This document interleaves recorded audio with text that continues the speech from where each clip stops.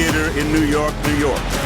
The last pay-per-view of the year will be a memorable one from Las Vegas, Nevada on December 14th. The T-Mobile Arena will play host to 3 title fights from the fight capital of the world. And let's kick things off with the Women's Bantamweight Championship matchup. Introducing Dutch kickboxing sensation, winner of 5 straight fights, and looking to avenge her previous loss against the current champ. Here is the challenger, the Iron Lady, Germaine de Randamie. And now, welcome the best female mixed martial artist on the planet. Building her resume as the greatest of all time, riding a 9-fight win streak, here is the 2-weight world champion, the Lioness, Amanda Nunes. Next up, the UFC featherweight world title matchup. In an island turf war between Australia and Hawaii, a fast-rising star, undefeated in the UFC with an incredible 17-fight win streak. Here is Alexander the Great Volkanovski. And now coming to the stage, one of the top pound-for-pound fighters on the planet, the pride of Hawaii, and nearly unbeatable at 145 pounds with 13 consecutive wins at the weight class. Welcome the reigning defendant featherweight king, Max Blessed Holloway. And in the UFC 245 headliner, tensions will boil over on the collision course for welterweight supremacy. 7 straight wins, riding the momentum of his dominant August victory over Robbie Lawler. Here is the enigmatic, controversial, 170-pound star, Colby Covington.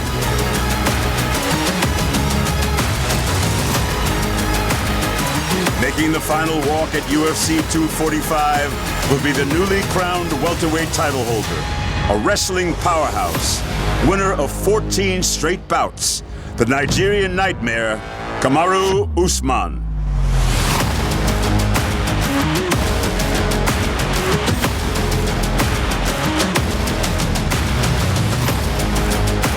What's up, New York City? How are you?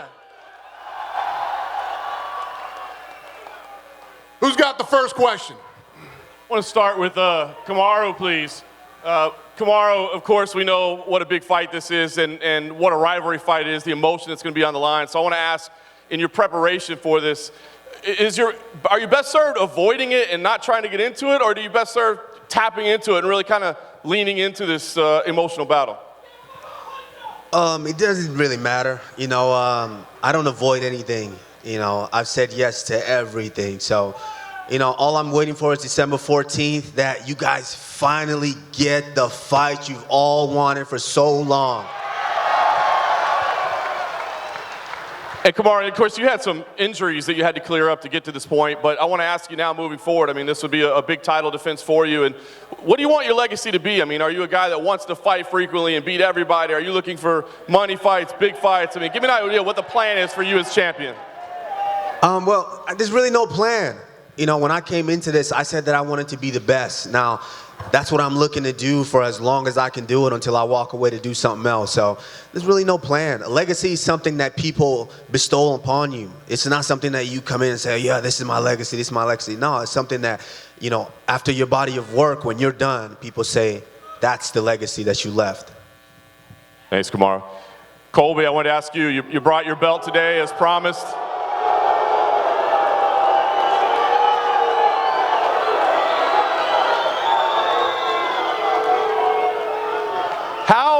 How are you viewing this fight? I mean, is this a title defense for you? Is it a title unification fight? I mean, how do we build this properly for you? Everybody knows this is my second title defense.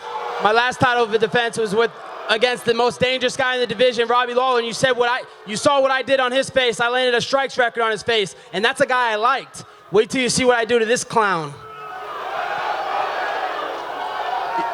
And let's be honest, this is only a big fight because I made it a big fight. I could care less about this fight. The only reason I'm taking this fight is because Dan Lambert wants this fight. I'm Dan Lambert's professional hitman. Colby, you and Dana have had some, kind of choice words for each other back and forth in the media, press conference, that sort of thing. I'm curious, have you guys had a chance to sit down and talk yet, get on the same page? Where's the relationship with you and Dana right now? Dana will see December 14th who the face of the UFC is. He recognizes business. He knows I do good business. He will see December 14th why Marty Fake Newsman's even relevant right now. No one cares about him. The only reason he's relevant is because he attaches his name to mine. December 14th, only on pay-per-view, I'm detaching this little clown from my coattails. Colby, I got to ask about American Top Team. What's your preparation going to be like? I mean, are you going to be able to train fully there, get their full attention? It seems like some of the team has come out against you and said they don't like your approach right now. Yeah, those are a bunch of snowflakes that are coming out like that. I got a great team over at American Top Team, led by my head coach, Conan Silveira. He brings in some great training partners, and I've never felt better. You're going to see the best Colby Chaos Covington on December 14th. And just one last one, Colby, if I could. I got to ask you what you're thinking about this weekend. I mean, the main event here could be a #1 contender fight. Are you wanting Masvidal to win so you can fight him, or are you wanting him to lose? I want to be the one to end the hype of the broken mediocre fighter championship this weekend. We all know it's a journeyman championship. They're both 50-50 in the last couple years. They win one fight, lose one fight. So I would absolutely love to get my hands on Masvidal. But let me tell you one thing. Win, lose, or draw tomorrow night for Masvidal, I will get locked in a cage and not go to jail for beating his ass, because he's said some things in the media, and now it needs to be settled, because if I beat him up on the streets, he's not going to have anybody to pay his medical bills. We need Uncle Dana to pay his medical bills after I'm done with him. Thanks, Colby. Colby, over here. Just wondering, how does it feel to not be fighting in New York? I mean, a lot of us thought you'd be fighting this weekend. Yeah, I was looking forward to fighting this weekend. That's why the President of the United States is coming out. But there's a reason why I'm not fighting this weekend. You might want to ask this guy. He pissed hot. He couldn't pass a piss test. So that's the real reason. He had to let the EPO get out of his system for this weekend. Kamaru, would you like to respond to that? All right, real quick. Let's make some noise on December 14th. You guys can't wait for me to murder this clown. Thank you.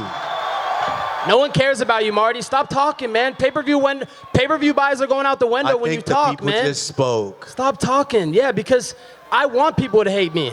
That's a business model. No one cares about you. You're boring, man. People would rather watch flies fuck than watch you fight.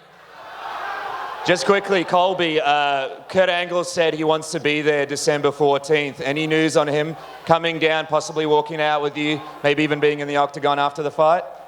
Yeah, I've been talking to Kurt Angle, and he should be at the fight as long as the WWE schedule permits for him. And, I'd love to have him wrap the belt around my waist if the president can't come out, or if Candace Owens can't wrap it around my waist. But I will have a great list of superstar feel coming out to see yours truly, Colby Chaos Covington. Just quickly, Alex, mate, what would it mean for you to bring the UFC title back to Australia? It'll mean a lot. It'll mean everything to me. Again, I'm spending time away from my family, and that's nothing but motivation. I'll let these two guys go at it. They'll make the world watch, and then I'll steal the show. So I can't wait to take that belt back home. You've had a long career. How does it feel to be here in New York City after being in the regional promotions, fighting for so long to get in the UFC, and now fighting a legend like Max Holloway? It's a long trip over here. I come from Thailand, so I haven't had much sleep, but yeah, it's all good. But find someone like Max Holloway, again, nothing but respect. He's a great champion, but I've got to do my thing December 14th. I think the blessed era ends, and you know what I mean? It's my time. I know, obviously, he's a big boy. Again, nothing but respect. He's a big boy. I'm a nice guy, right? So, I can see he cuts a lot of weight, and I'll make that decision easier for him by taking that belt and let him move up. Last question from me, Max. Where does Alex rank on the toughest opponents that you've had defending your title? Where does he rank? That's not my job to do the ranking. You guys do it. He's #1 contender. He's the next cupcake on the list, and I can't wait to taste the flavor. If I could for Amanda, please. Amanda, of course, you have 2 belts up there on the table. I know that 135 isn't the easiest for you to make. It's difficult. So I'm curious, why is that the title you want to defend right now? Why not do the featherweight, maybe make your life a little bit easier? So I want to do this at 145. I asked this fight twice to be at 145, but for some reason she don't want. And after like back and forth with UFC, and then we decided, I talked to my coach, I discussed with my wife, and then like say, you know what? If we keep like fight to make this happen at 145, we never gonna fight. Let's do this at 135. I'm gonna go down again.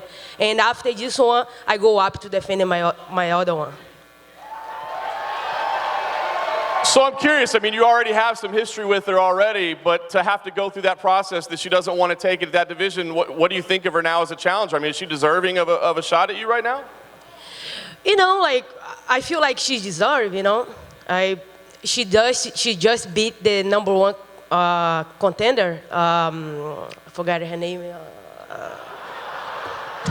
Little forgot, I'm sorry. But, you know, she's the next one. I respect her a lot. You know, she evolved a lot. But we fight when I was beginning my career in the UFC. Now I'm double champion, and there's a lot of experience involved in that. And I will bring this belt home with me. I'm not down in my mind. Germaine, obviously, I just want to ask you to address that. I mean, can you verify the accuracy of that and explain to us why, you know, you weren't willing at one division, but you aren't another? Yeah, she's right. She's absolutely right. I declined to fight at 145. I was the 145 champion. Nobody defeated me to take that belt. Only the UFC took that belt. I won the 135 belt. It's the most active weight division. I mean, there are a lot of girls in 135, not 145, and you know, I've been through a lot of shit. So 135 it will be. And let me ask you, Germaine, for you personally, is this more about a title shot, winning a title, or is this about some redemption, both against her and maybe against the public, the perception? None of those. I respect Amanda a lot. To be honest, I could care less about the belt. I just want to fight the very best. And I have the utmost respect for Amanda, and I believe she is the very, very best at this moment, and I will bring it to her.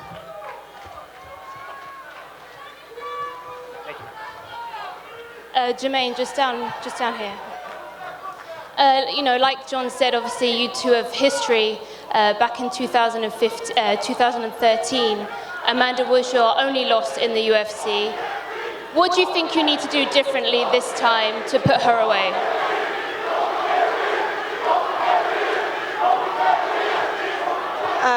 The difference is 6 years.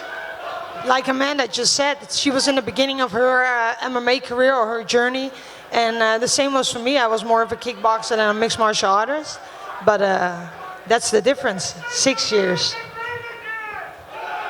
And Amanda, obviously back in 2013 was when you first went up against Germaine. What do you think about her involvement in the sport, and how do you think it goes down against her a second time? Actually, she definitely evolved, you know, especially her takedown defense. You know, I've been studying her a lot. I know her very well. I beat her. I was in the beginning of my career in the UFC, and I was be able to beat her. Imagine now the experience that I have, these 2 belts at home, and I'm here to make statements, make history, keep putting my names in the top of the mountain, and I'm here to stay, and I will prove it once again. Be ready, guys. And Amanda, this is your 5th title defense at bantamweight, but where would you rank Germaine in the other opponents that you've been up against before? Germaine is a very good striker, you know. Actually, if you don't play her game, she don't have any chance against you. And I'm gonna make her play my game, and the fight's gonna play around the way I want, and I have all the advantage against her. Who has the next question? Go Over ahead. here. It's actually for you. Here. A question for both Colby and Kamaru. I'll go to Colby first on this. A lot of professionals, a lot of your fellow fighters see this as a very competitive fight, that you guys both share very similar skill sets. Colby, I'm wondering if you can tell me, where do those similarities end? Those similarities ended, he's taking my sloppy seconds. I beat everybody he beat, but I beat him before he beat him. So he had to come pick up the carcasses off the dead bodies that I left. So, he's not impressive. He sucks at fighting. And December 14th, I'm going to expose him. Kamaru, what do you make of the idea that you guys are pretty much dead even when it comes to your skill and the techniques that you use? Everybody always says that they have a chance, but what fight have I been in the UFC that you've seen as competitive? Emil Mick. You barely beat that guy. He sucks. You gassed out in 3 rounds. Who? Exactly. Emil Mick, a guy that nobody cares about. You gassed out in 3 rounds. Listen, gassed out. Bottom line is, everybody knows you're on. Everybody thought my last fight was going to be competitive. $25,000 if you could pee in a cup right now and it passes. Put your money up. I will. I'll put it up right now. Bring it out. Pull it up. I'll put it up right now. 25 grand. Is the money sitting in your private jet? It is, buddy. And just one for Max Holloway. Max, one of the reasons these people love you so much is you're blessed. You're always presenting good vibes. What do you make of all this craziness going on next to you? I love it. I love it. You keep going, boys.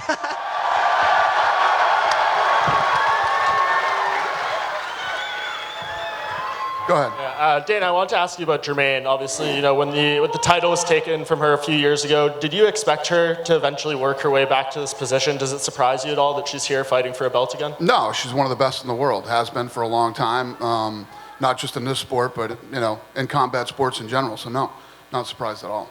And Max is saying there, I know he wants a UFC Hawaii event. I know you guys were out there watching a show together recently. Is there anything you can tell us about getting that closer?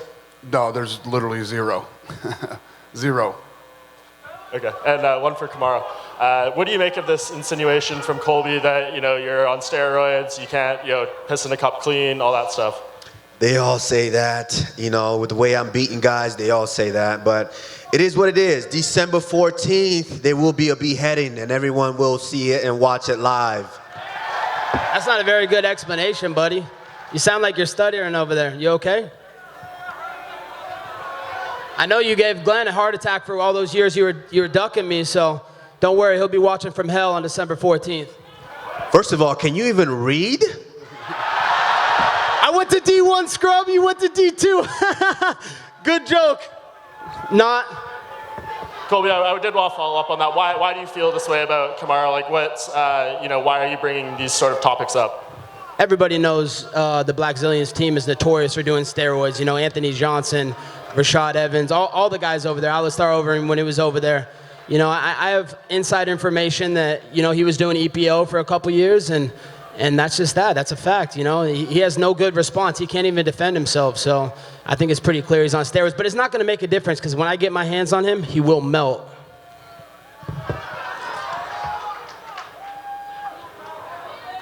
Who has the next question? I'm going to take 2 more questions.